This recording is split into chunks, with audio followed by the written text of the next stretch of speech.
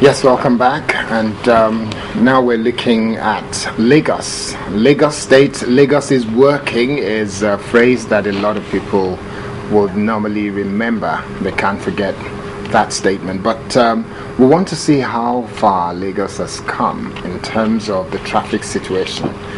There is expected to be improvement, and the governor of Lagos State has consistently said that during his term, especially this second term in office, that he will put in place the necessary structure, policies and decisions that would help make Lagos get prepared for being a mega city if it is not a mega city by the time he's leaving office. So that brings us to the issue of transportation and the issue of the new law that the government has put in place now. We look at the traffic situation around the town. We look at issues of pedestrian crossing. We look at the issue of NURTW that are described as Agbero by some people. And all of these issues are being put together into one solid law that tackles all of the problems and make it clear what the policy of the government is and what the regulation should be. But to discuss this with us this morning, we have the Lagos State Attorney General, and that is Mr. Ade Ipaye. Welcome for coming on the show this morning.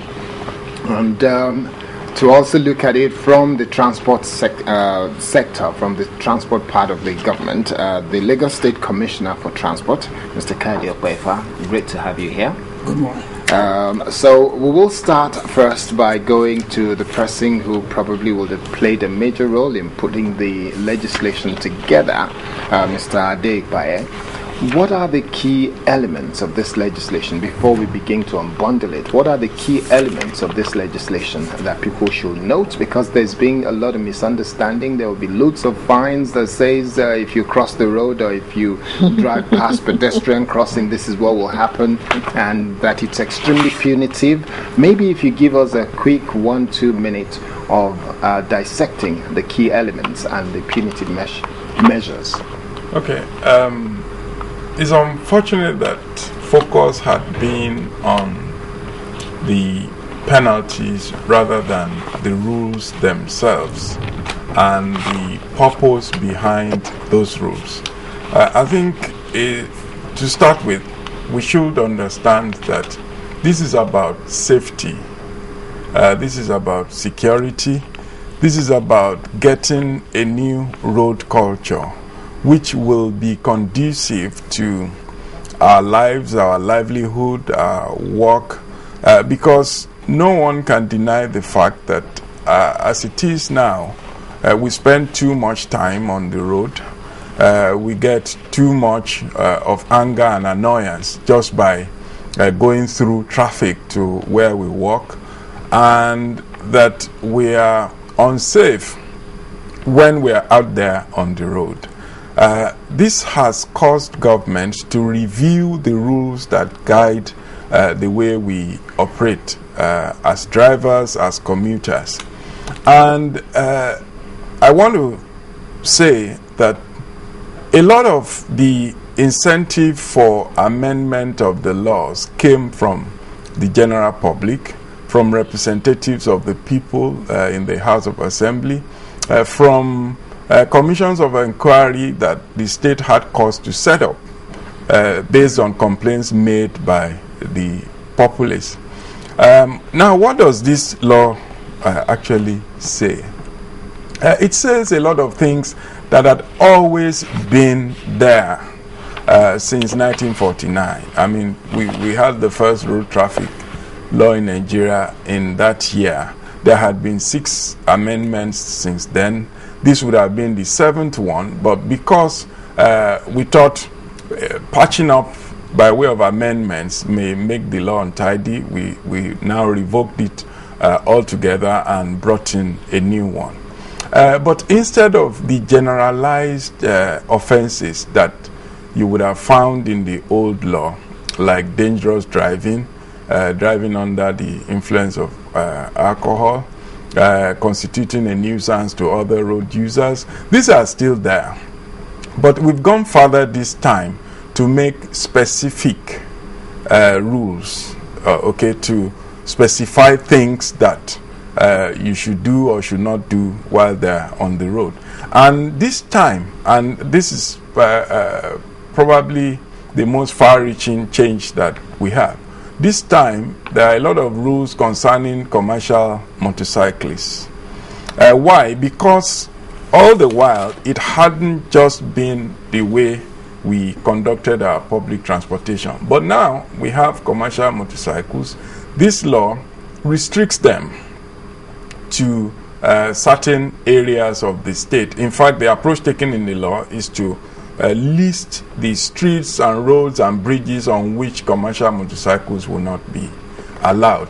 Now, where they are allowed, it states rules like they cannot carry more than one passenger at a time, they cannot carry pregnant women, they cannot carry children, and they must wear protective crash helmet.